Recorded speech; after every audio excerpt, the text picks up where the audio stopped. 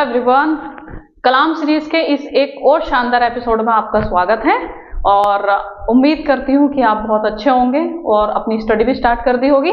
चलिए देखते हैं इस एपिसोड में क्या है। इस लेक्चर में हम क्या करेंगे, तो जामिया बीएड का जो पेपर है 2021-22 का, उसमें हम जीएस जो जीके आता है उसमें हम देखने वाले हैं ज्योग्राफी का पोर्शन, है ना।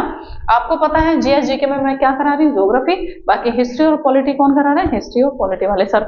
तो हम देखेंगे इसमें ज्योग्राफी के क्वेश्चन। इससे पहले टीचिंग एप्टीट्यूड पूछा गया था, टीचिंग एप्टीट्यूड पे आपको वीडियो मिल गई, और उसके बाद में करंट अफेयर्स पूछा था, तो करंट अफेयर्स पे भी आपको वीडियो मिल गई। अब ये है क्वेश्चन नंबर 41। तो टीचिंग एप्टीट्यूड पूछा था इसमें पहले, क्वेश्चन नंबर 1 to 10, है ना, फिर बाद लास्ट में था, और फिर उसके बाद में करंट अफेयर्स पूछा था जो क्वेश्चन नंबर 11 to 40 था।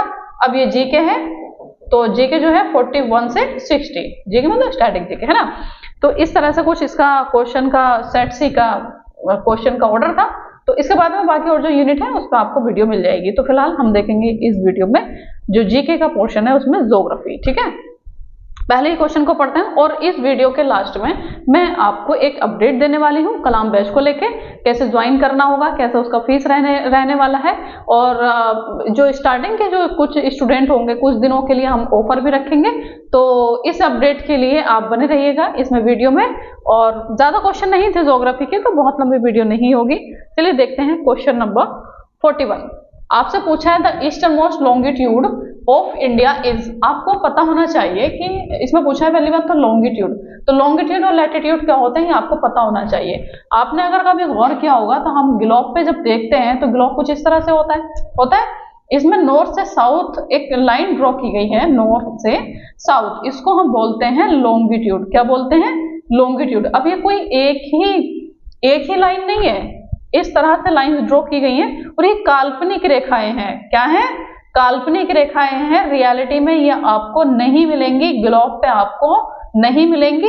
ये टाइम के लिए और कुछ इस तरह के मतलब कोई प्रॉब्लम ना हो किसी कंट्री में कौन सा टाइम, किसी कंट्री में कोई सा टाइम, इन सब चीजों से बचने के लिए ये लाइंस इसमें ड्रॉ की गई हैं। और अगर किसी कंट्री की लोकेशन देखनी है ना, तो वो भी लैटिट्यूड लॉन्गिट्यूड से ही देखी जाती है। तो इसलिए ये ग्लोब पे एक इमेजिनरी लाइन के फॉर्म में है, काल्पनिक रेखाओं के फॉर्म में। ग्लोब और मैप में मिलेंगी, रियलिटी में ये नहीं है। ढूंढने मत निकल जाना इनको ना कि ढूंढ के आते हैं आज लॉन्गिट्यूड देख कर आएंगे, ऐसा नहीं है। ये जो इस तरह से जो लाइंस है ये है लॉन्गिट्यूड। और आपने देखी होगी कि इस तरह से वेस्ट टू ईस्ट भी लाइंस ड्रॉ की गई होती हैं। तो वेस्ट टू ईस्ट जो होती हैं उनको हम बोलते हैं लैटिट्यूड। क्या बोलते हैं, लैटिट्यूड। और ये कुछ इस तरह से होता है, तब हमारा ये ग्लोब बन के तैयार होता है ना। अच्छा, ये तो समझ में आ गया आपके कि लैटिट्यूड और लॉन्गिट्यूड क्या होते हैं। अब आपको मैं बताऊं कि आपको अगर कंफ्यूजन इसमें हो कि लॉन्गिट्यूड मतलब नॉर्थ से साउथ है या फिर लैटिट्यूड नॉर्थ से साउथ है, तो देखिए लैटिट्यूड मतलब एक तरह से याद रख सकते हैं लेटा हुआ, है ना, लेटा हुआ। जैसे हम लेटते हैं तो हमारी पोजीशन कुछ इस तरह से होती है, तो लैटिट्यूड की पोजीशन भी कुछ इसी तरह से होती है, वेस्ट टू ईस्ट। तो आपको समझ में आ गया होगा कि लैटिट्यूड और लॉन्गिट्यूड क्या है। अब हम आते हैं अपने क्वेश्चन पे। क्वेश्चन पे पूछा गया ईस्टर्न मोस्ट लॉन्गिट्यूड। अब ईस्टर्न मोस्ट लॉन्गिट्यूड, तो लॉन्गिट्यूड तो इंडिया के ही है, और आपसे पूछा है ईस्टर्न मोस्ट पूर्वोत्तर, सबसे पूर्वोत्तम है ना, तो पूर्व में क्या है, पूर्व इधर है, तो मतलब ये हमारा हो गया। तो सबसे इधर का जो पॉइंट है, ये जो हमारा मतलब लॉन्गिट्यूड होगा, तो वो इंडिया का है 97 डिग्री 25 मिनट। ये गलत है, 97 डिग्री 25 मिनट ईस्ट, ये लॉन्गिट्यूड है। अब कंप्लीट अगर हम देखते हैं तो कंप्लीट ये जाता है 68 डिग्री 7 मिनट से 97 डिग्री 25 डिग्री मिनट, है ना। मैं पूरा लिख देती हूँ आपको कंफ्यूजन नहीं हो। 68 डिग्री 7 मिनट से लेके 7 मिनट ईस्ट से लेके जो है इसका 97 डिग्री 25 मिनट आपको दिख रहा होगा, और ईस्ट है ये, ठीक है, ईस्ट है, ठीक है। अब यहां से लेके यहां तक जो है इंडिया का, ये क्या है, लैटिट्यूड है। तो लैटिट्यूड जो है 97 डिग्री 6 से लेके जो है 8 डिग्री 4 मिनट, 8 डिग्री 4 मिनट। तो इसका लैटिट्यूड तो हो गया जो हमने लिखा। और लॉन्गिट्यूड अगर पूछे इंडिया का, तो लॉन्गिट्यूड जो है वो आप यहां से काउंट कर सकते हैं 8 डिग्री 4 मिनट नॉर्थ से लेके 37 डिग्री 6 मिनट नॉर्थ। ठीक है, ये क्या है, ये लॉन्गिट्यूड है इंडिया का। क्लियर हुआ? सॉरी, लॉन्गिट्यूड नहीं है, लैटिट्यूड है। ठीक है, ये क्या है, हाँ नहीं लैटिट्यूड, ये मैंने गलत लिख दिया, लॉन्गिट्यूड है, लॉन्गिट्यूड नहीं लैटिट्यूड है, सॉरी।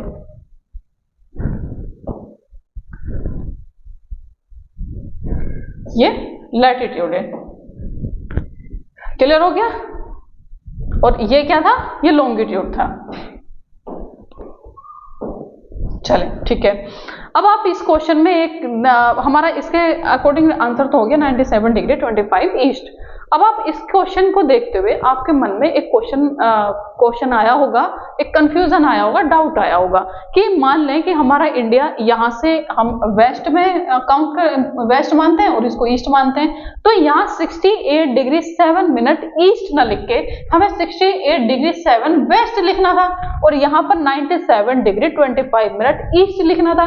वैसे ही मैंने यहाँ पर नॉर्थ लिखा और यहाँ पर भी नॉर्थ लिखा है ना, 8 डिग्री 4 मिनट नॉर्थ से लेके 37 डिग्री 6 मिनट नॉर्थ से लेके नॉर्थ तक। तो यहाँ है इंडिया का नॉर्थ, लेकिन यहाँ तो साउथ है, तो हमें क्या लिखना था, 8 डिग्री 4 मिनट साउथ से लेके 97 डिग्री 6 मिनट नॉर्थ, लेकिन वो गलत है। कैसे? अब हम इसे ग्लोब के जरिए देखेंगे, एक पिक्चर के थ्रू मैं दिखाती हूँ, क्योंकि यहाँ बहुत कंफ्यूजन होता है बच्चों को, वो डाउट होता है कि वो समझ ही नहीं पाते हैं। ये ग्लोब है, ठीक है, आपको पता होगा कि ग्लोब पे एक लाइन ड्रॉ की गई है, इक्वेटर। क्या है? इक्वेटर, जो कि ग्लोब को 2 बराबर पार्ट में डिवाइड करती है। तो इक्वेटर के जो साउथ में है उसको हम बोलते हैं साउथ हेमिस्फीयर। क्या बोलते हैं? South hemisphere. और जो इक्वेटर के नॉर्थ में है उसको हम बोलते हैं नॉर्थ हेमिस्फीयर। क्लियर हुआ? नॉर्थ हेमिस्फीयर और साउथ हेमिस्फीयर। अब इस इक्वेटर से आप देखें कि इक्वेटर के जो नॉर्थ में है तो वो जो इंडिया है, सॉरी जो भी कंट्री है तो वो नॉर्थ हेमिस्फीयर की कंट्री कहलाती है, और जो साउथ में है वो साउथ हेमिस्फीयर की कंट्री कहलाती है। अगर आपसे पूछा ऑस्ट्रेलिया कौन से हेमिस्फीयर में है तो आपको बताना होगा साउथ हेमिस्फीयर में। क्लियर? तो इंडिया अगर इक्वेटर के उसमें देखें हम तो देखेंगे कि इंडिया क्या है, नॉर्थ में है। इसलिए यहां पर हमने क्या देखा, नॉर्थ देखा। ठीक है, यहां भी नॉर्थ देखा, यहां भी नॉर्थ देखा। हम यहां साउथ नहीं बोलेंगे, हम इंडिया के कंटेक्स्ट में नहीं देख रहे हैं। लैटिट्यूड लॉन्गिट्यूड की जो पोजीशन है हम वर्ल्ड के कंटेक्स्ट में देख रहे हैं, और वर्ल्ड के कंटेक्स्ट में अगर देखते हैं तो इंडिया की जो लोकेशन है वो क्या है, नॉर्थ है। क्लियर? नॉर्थ हेमिस्फीयर का क्लियर हुआ। अब एक लाइन आपने और सुनी होगी, प्राइम मेरिडियन लाइन, जो कि जो मेरिडियन लाइन है वो 0 डिग्री नॉर्थ से साउथ है। इसको हम क्या बोलते हैं, इसको हम टाइम लाइन बोलते हैं, है ना। तो इसके जो इधर की साइड में जो भी कंट्री है, जो भी इस पूरे है, मतलब पूरे पार्ट में, इसको हम बोलते हैं ईस्ट। क्या बोलेंगे? ईस्ट। और इस वाले पार्ट को जो 0 डिग्री प्राइम मेरिडियन लाइन है, इससे जो इधर के कंट्री होंगे उसको हम बोलेंगे वेस्ट हेमिस्फीयर, है ना, वेस्टर्न हेमिस्फीयर या फिर वेस्ट हेमिस्फीयर। क्लियर? तो इसके अकॉर्डिंग अगर हम इंडिया को देखें तो इंडिया किस में आ जाता है, इंडिया किस में आ जाता है, इक्वेटर के नॉर्थ में, तो नॉर्थ हेमिस्फीयर। ठीक है, और जो 0 डिग्री प्राइम मेरिडियन लाइन है उसके किस में आ जाता है, ईस्ट में। तो इसलिए ईस्ट बोला जाता है। यहां से यहां तक काउंट करेंगे तो यहां से ईस्ट, क्योंकि ईस्ट में ही है, और यहां से यहां तक काउंट करेंगे तो ये नॉर्थ और ये भी नॉर्थ। इस तरह से जो इंडिया की पोजीशन है वो बताई जाती है लैटिट्यूड और लॉन्गिट्यूड के फॉर्म में। तो अब आपको समझ में आ गया होगा कि आपको नॉर्थ साउथ में कंफ्यूज नहीं होना है, क्योंकि एक कंफ्यूजिंग पॉइंट है जो हमें भी बहुत परेशान किया था शुरू में जब हमने ज्योग्राफी पढ़ा था, इसलिए मैंने बता दिया, क्योंकि यहाँ कंफ्यूजन बच्चों को होता ही होता है। तो उम्मीद करते हैं कि आपको समझ में आया होगा कि क्या लैटिट्यूड लॉन्गिट्यूड होते हैं और इंडिया की पोजीशन क्या है। इंडिया का अगर 90 मतलब ईस्टर्न मोस्ट पूछा है तो वेस्टर्न मोस्ट भी पूछा जा सकता है, या फिर पूरा वैल्यू देके पूछ लेगा कि इसमें लैटिट्यूड कौन सा है और लॉन्गिट्यूड कौन सा है। नेक्स्ट क्वेश्चन है question number 42। The Suez which reduce the distance to Europe to India was opened in, मतलब स्वेज क्या है, स्वेज एक कैनाल है, स्वेज एक कैनाल है। तो उसको जब ओपन किया गया तो उसने क्या कर दिया कि इंडिया और यूरोप के बीच में डिस्टेंस रिड्यूस कर दिया, डिस्टेंस कम कर दिया। तो ये पूछा गया है कि कैनाल कब ओपन किया गया, तो ये जो कैनाल था इसका करेक्ट आंसर तो है 1869। अब आपको जानना चाहिए कि कैनाल है क्या। कैनाल एक स्वेज क्या है। तो स्वेज जो है एक कैनाल है जो कि कहाँ है, इसकी पोजीशन जो इसको स्वेज को हम बोल सकते हैं तो ये है। ठीक है, ये रेड ये हो रहा है, मैं पेन का कलर चेंज कर लेती हूँ। ये जो आपको दिख रहा है ये है स्वेज कैनाल। ठीक है, अब स्वेज कैनाल आपको अगर दिख रहा हो तो इसमें आप देखेंगे कि मतलब ये जो है ये मेडिटेरियन सी है ना, भूमध्य सागर। भूमध्य सागर आपने सुना होगा, मेडिटेरियन सी है ना। और ये जो है ये है रेड सी। क्या है? रेड सी। तो भूमध्य सागर और रेड सी मतलब मेडिटेरियन सी और रेड सी को कनेक्ट करने वाली कैनाल का नाम बताइए। आपसे पूछा जा सकता है, यहां से क्वेश्चन बनता है। तो जो भूमध्य सागर और लाल सागर को कनेक्ट करती है वो कहलाती है स्वेज कैनाल। ठीक है, कनेक्ट जो कैनाल करती है उसका नाम है स्वेज कैनाल। तो स्वेज कैनाल की लोकेशन आपने देख ली, पोजीशन इसका देख लिया। क्या? भूमध्य सागर और रेड सी को क्या करती है, ये कनेक्ट करती है। यहाँ पर एक कंट्री आपको नजर आ रहा होगा, इजिप्ट। तो ये एक क्वेश्चन और बनता है कि ये जो स्वेज कैनाल है तो स्वेज कैनाल किसके कंट्रोल में है, तो वो है इजिप्ट। ठीक है, इजिप्ट के कंट्रोल में मतलब मिस्र के कंट्रोल में। अब यहां पर आपको, अब हम अपने मेन क्वेश्चन पे आते हैं जिसमें पूछा गया है, ये तो हमने बता दिया कि ये कब ओपन हुआ था। ये इसने विच रिड्यूस द डिस्टेंस, इसने डिस्टेंस को क्या कर दिया, रिड्यूस कर दिया। कैसे रिड्यूस किया ये देखते हैं, क्योंकि क्वेश्चन यहां भी बन सकता है कि इसने आखिर रिड्यूस किया तो कितनी डिस्टेंस रिड्यूस की थी, है ना। ये इंडिया है, ये हमारा इंडिया है, इतना आपको दिख रहा होगा। ये इसका क्या है, कोस्ट है ना। यहां से जब यूरोप के लिए, अगर मान लो कि इसके ऊपर क्या है, यूरोप कंट्री है, यूरोपियन कंट्री है। अगर इंडिया से यूरोप जाना होता था किसी भी जहाज को लेके या फिर अपने माल को, जो माल होता था अंग्रेजों का, तो उनको लेके अगर यूरोप जाना था तो पूरा ऐसे घूम के जाना पड़ता था, पूरे अफ्रीका को क्रॉस करना होता था। ठीक है, पूरे अफ्रीका को क्रॉस करते हुए जाना होता था, तभी हम यहाँ यूरोप में पहुंचते थे। लेकिन इसके लिए डिस्टेंस बहुत ज्यादा हो जाता था, है ना, टाइम भी बहुत लगता था, खर्च भी ज्यादा आता था। तो इसके लिए क्या किया गया कि शॉर्टकट कोई रास्ता बनाया जाए। तो यहाँ से, क्योंकि मेडिटेरियन सी है, यहाँ से यूरोप का पूरा सीधा कनेक्शन है, तो यहां से यूरोपियन कंट्री आ सकती थी, मतलब उनके जहाज आ सकते थे। लेकिन यहाँ जो था वो एक लैंड था, तो लैंड को कट करके यहाँ पर स्वेज कैनाल बनाया गया। और यहाँ से जो रेड सी से अब जहाज जो थे वो सीधा यहाँ इंडिया आ सकते थे, मतलब इतना घूम के ना जाना पड़ता, इतना घूम के नहीं जाना पड़ा। जब ये स्वेज कैनाल बन गया अब सीधा यहाँ से जा सकते थे। तो ये जो डिस्टेंस थी ये रिड्यूस हो गई, जाहिर सी बात है, अब सीधा शॉर्टकट मिल गया। तो इसने लगभग 7000 किलोमीटर की जो डिस्टेंस थी वो कम कर दी। स्वेज कैनाल से ये क्वेश्चन बनता है कि स्वेज कैनाल ने इंडिया से यूरोप के लिए जो डिस्टेंस थी वो कितनी रिड्यूस की थी, वो 7000 की थी। ठीक है, चलिए अब नेक्स्ट क्वेश्चन पे आते हैं। क्वेश्चन नंबर, ये भी ध्यान रखिएगा, ये फिलहाल इजिप्ट के कंट्रोल में है। Question number 43, the highest peak in Western Ghat. Western Ghat आपको पता है, जैसे मान लें कि ये इंडिया है ना, ये इंडिया है, तो ये क्या है, उसका वेस्टर्न घाट है। तो इससे पूछा है कि माउंटेन एरिया है ये, तो यहाँ का पूछा है कि यहाँ की माउंटेन जो वेस्टर्न घाट की हाईएस्ट पीक कौन सी है। तो आपको पहले देखना है अनाईमुडी, फिर देखना मतलब इसके बारे में जानना है कि अनाईमुडी क्या है, महेंद्रगिरी, दोदा बेटा, नंदा देवी। तो एक एक करके हम देखते हैं। तो अनाईमुडी जो है वो वेस्टर्न घाट की हाईएस्ट पीक है।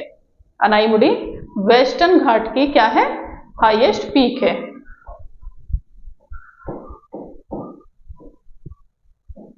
ठीक है, वेस्टर्न घाट की सबसे हाईएस्ट पीक है। और ये इसका जो मतलब हाइट है, वेस्टर्न घाट की जो मतलब हाईएस्ट पीक है अनाईमुडी, उसकी जो हाइट है वो है 2695 मीटर। ध्यान रखिएगा, इसकी जो हाइट है वो भी आपसे पूछी जा सकती है, 2695 मीटर। क्लियर हुआ पॉइंट। नेक्स्ट जो है हमारा महेंद्रगिरी। अब महेंद्रगिरी क्या है, महेंद्रगिरी जो ईस्टर्न घाट है ना, ईस्टर्न घाट मतलब वेस्टर्न घाट की सबसे ऊंची चोटी क्या है? जो है अनाईमुडी। जो ईस्टर्न घाट है इसकी जो सबसे ऊंची चोटी है उसका नाम है महेंद्रगिरी। ठीक है, क्या है? महेंद्रगिरी। क्लियर? ठीक है। अब आता है दोदा बेटा। दोदा बेटा क्या है? तो दोदा बेटा आपने एक जो माउंटेन रेंज है उसका नाम सुना होगा, नीलगिरी। नीलगिरी माउंटेन रेंज की सबसे हाईएस्ट पीक जो है वो दोदा बेटा है। क्या है? दोदा बेटा। इसकी जो हाइट है 2600 और 2637 मीटर। किसकी? नीलगिरी की। चलिए ठीक है। अब हम देखते हैं नंदा देवी क्या है। तो नंदा देवी जो है, हाँ तो हम देख रहे थे कि मतलब नंदा देवी, नंदा देवी क्या है? तो ये माउंटेन पीक है और कहाँ है? उत्तराखंड में। कहाँ है? उत्तराखंड में। ठीक है। और जो इंडिया की हाईएस्ट माउंटेन पीक है कंचनजंगा, उसके बाद में मतलब सेकंड हाईएस्ट पीक अगर इंडिया में कोई है तो वो नंदा देवी है। ठीक है, कौन है? नंदा देवी। क्लियर है?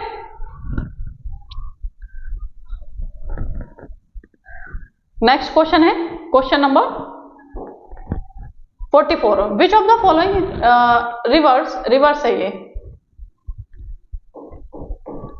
ठीक है, rivers enters into Bay of Bengal, मतलब इनमें से कौन सी जो रिवर है वो बे ऑफ बंगाल में जाती है? रावी, सतलुज, झेलम या गंगेज। गंगेज का मतलब गंगा और उसकी जो है उसकी सहायक नदियां। तो अब हम देखते हैं कि रावी कहाँ से आती है, कहाँ जाती है, सतलुज और झेलम और गंगेज के बारे में। तो देखिए ये हमारा, जैसे मैं ऐसे रफली मैं इंडिया का मैप बना देती हूँ। जैसे मान ले कि ये हमारा इंडिया है ना, ये इंडिया है। तो यहाँ से एक मतलब ये तिब्बत है और तिब्बत में एक जगह है जिसका नाम है मानसरोवर लेक। लेक कौन सी है? मानसरोवर। और जो ग्लेशियर है उसका नाम है चेमा युंगडुंग। चेमा युंगडुंग ग्लेशियर लिख लीजिएगा। चेमा युंगडुंग ग्लेशियर या फिर मानसरोवर लेक, यहाँ से एक रिवर निकलती है और यहाँ जम्मू कश्मीर होते हुए ये इधर पाकिस्तान में एंट्री करते हुए ये चली जाती है अरेबियन सी। कहाँ चली जाती है? अरेबियन सी। और इस रिवर को बोलते हैं इंडस रिवर, सिंधु नदी। ठीक है। बाकी एक रिवर और यहां से जम्मू कश्मीर से निकलती है जिसका नाम है झेलम। और झेलम यहां से होते हुए इस तरह से ये कहां मिल जाती है? एक और रिवर यहां से निकलती है और यहां से होते हुए जब रिवर जाती है तो इसमें मिल जाती है, जिसका नाम है, इसका नाम है झेलम और इसका नाम है चेनाब। क्लियर? एक रिवर और निकलती है और यहां से जाके मिलती है इसमें और इसका नाम है रावी। इसी तरह से व्यास रिवर निकलती है, यहां जाती है व्यास। क्लियर? और ऐसी एक रिवर सतलुज भी है जो कि इन्हीं में जाके मिलती है। और ये सारी रिवर जाके जो सतलुज उसमें मिलती है सिंधु से, उसका नाम है, जहां मिलती है उसका नाम है मिठानकोट। पाकिस्तान में है मिठानकोट, जहां ये सारी रिवर सिंधु से मिल जाती हैं। तो आपने देखा कि यहाँ पर जो रावी है वो जब सिंधु रिवर से मिल रही हैं तो ये कहाँ जा रही होंगी? अरेबियन सी में जा रही होंगी। जाहिर सी बात है, जब अरेबियन सी में सिंधु जा रही है और बाकी रिवर्स इसमें मिल रही हैं तो ये भी अरेबियन सी में जा रही होंगी। तो रावी, मैंने बोला ये सिंधु की सहायक नदियां हैं, झेलम, चेनाब, रावी, व्यास और सतलुज। ठीक है। तो देखा यहाँ पर ऑप्शन में रावी नहीं जा सकती। बे ऑफ बंगाल किधर है? बे ऑफ बंगाल इधर है नीचे, है ना, बे ऑफ बंगाल। तो यहाँ से रिवर निकलती है गंगा और यहाँ से जाते हुए ये बे ऑफ बंगाल में जाती है गंगा। गंगा और गंगा की सहायक नदियां जो भी हैं। तो रावी नहीं हो सकता ऑप्शन में, क्योंकि रावी कहाँ जा रहे हैं? अरेबियन सी में। सतलुज भी नहीं होगा और झेलम भी नहीं होगा। तो हमारा करेक्ट आंसर हो गया गैंगेज। ठीक है, समझ में आया होगा उम्मीद करती हूँ। और ये भी ध्यान रख लेना, यहाँ से क्वेश्चन बनता है कि इंडस की सहायक जो नदियां हैं वो कौन कौन सी हैं? सिंधु की सहायक नदियां झेलम, चेनाब, रावी, ब्यास, सतलुज। कोई एक और डाल देगा, यमुना डाल देगा या फिर कोई ऐसी रिवर डाल देगा और पूछ लेगा कि इसकी सहायक नदी कौन सी नहीं है। तो आपको ध्यान रखना है। नेक्स्ट क्वेश्चन है question number 45। Which of the following is kharif crop? इसमें से कौन सी खरीफ की फसल है? खरीफ की फसल क्या होती है और ये कब लगाई जाती है, आपको ध्यान रखना होगा। एक तो क्रॉप का मतलब सीजन के अकॉर्डिंग इसको दो में डिवाइड किया गया है, खरीफ और रबी, है ना, रबी। तो जो रबी में गेहूं, जो रबी में जो फसल लगाई जाती है वो लगाई जाती है वीट। क्लियर है? वीट, वीट के साथ में और लगाई जाती है जैसे मस्टर्ड हो गया, मस्टर्ड, और जैसे बार्ले। मतलब कहना चाहिए कि जो रबी की फसल है ये विंटर सीजन में लगाई जाती है और जो खरीफ की फसल है ये जो लगाई जाती है ये समर सीजन में लगाई जाती है। ठीक है, समर सीजन में, और ये विंटर सीजन में लगाई जाती है। तो आपको ध्यान रखना है कि खरीफ में फिर क्या चला जाएगा, बाजरा चला जाएगा। ठीक है, बाजरा चला जाएगा खरीफ में, और चला जाएगा इसमें राइस। क्लियर? तो राइस और व्हीट से बहुत ज्यादा क्वेश्चन पूछता है, हालांकि इसमें बाजरा पूछा था, तो बाजरा हमारा क्या हो गया, खरीफ की क्रॉप। नेक्स्ट क्वेश्चन है question number 46, which of the following is a reserve for rhinoceros. मतलब गैंडे के लिए कौन सा जो नेशनल पार्क है वो जाना जाता है। एक सींग वाला गैंडा अब बहुत फेमस है, उसके लिए जो है काजीरंगा नेशनल पार्क। कहाँ है, आसाम में है। आसाम का काजीरंगा नेशनल पार्क बहुत फेमस है, जो कि जाना जाता है एक सींग वाले गैंडे के लिए, जिसको हम बोलते हैं राइनोसर्स। ठीक है, अब इसमें आपको पता होना चाहिए कि दाचिंगम कहाँ है, कार्बेट नेशनल पार्क कहाँ है, पक्कल सेंचुरी कहाँ है, काजीरंगा का तो मैंने बता ही दिया, असम। तो एक बार आप थिंक करने का कोशिश करिए, मैं पानी पी लेती हूँ फिर मैं बताती हूँ इसका आंसर। एक बार थिंक करिए कि कहाँ कौन सा हो सकता है। कुछ इंपॉर्टेंट पॉइंट जो कि कार्बेट नेशनल पार्क से रिलेटेड हो या फिर दाचिंगम सेंचुरी आपको कुछ याद आ रहा हो तो सोचने की कोशिश करिए।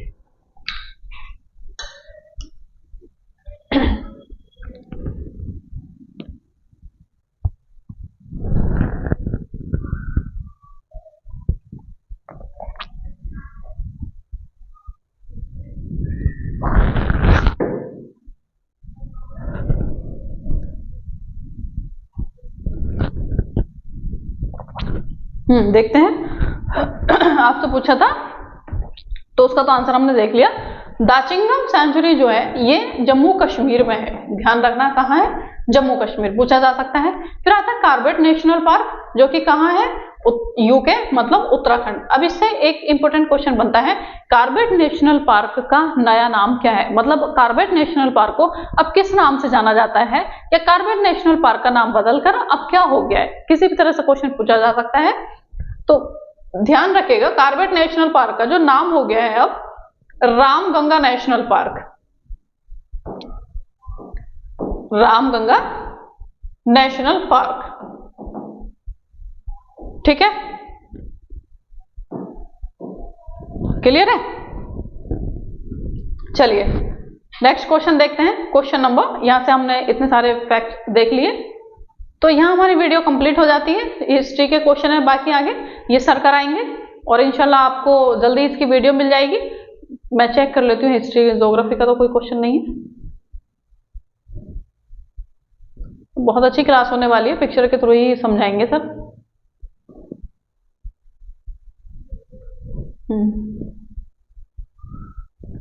हिस्ट्री और पॉलिटी ज्यादा पूछा था इसमें, ज्योग्राफी के क्वेश्चन कम थे।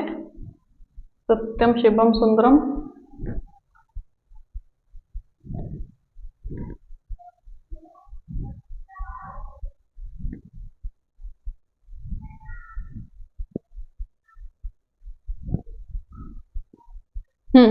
अब इससे आगे के क्वेश्चन जो हैं वो हिस्ट्री और पॉलिटी के हैं, तो वो सर कराएंगे। बाकी ये छोटी सी क्लास मेरी रही है, इस पे कैसी लगी आप जरूर बताइएगा। और हाँ, मैंने बोला था कि मैं अपडेट दूंगी, तो अपडेट ये है कि कलाम बैच बहुत जल्दी आने वाला है। आप बोलेंगे ये कौन सी अपडेट हो गई, हाँ ये अपडेट ये है कि जैसे ही हम बैच लॉन्च करेंगे तो ध्यान रखिएगा हम कुछ दिन फिक्स करेंगे। कुछ दिन फिक्स करने का मतलब है हमारा इरादा है, हमारा प्लान है कि 1 जनवरी से हमारी इंशाल्लाह क्लास स्टार्ट हो जाएंगी। 1 जनवरी से क्लास स्टार्ट हो जाएंगी, तो जो भी 1 जनवरी तक एडमिशन लेगा, उसमें रजिस्ट्रेशन कराएगा, तो उसके लिए कुछ ऑफर्स रहेंगे। ठीक है, ऑफर्स का मतलब कुछ उसकी फीस में कम कर दी जाएगी। और फिर उसके बाद में अगर कोई स्टूडेंट आएगा तो उसकी फीस फिर वही रहेगी जो है, जो शो होगी।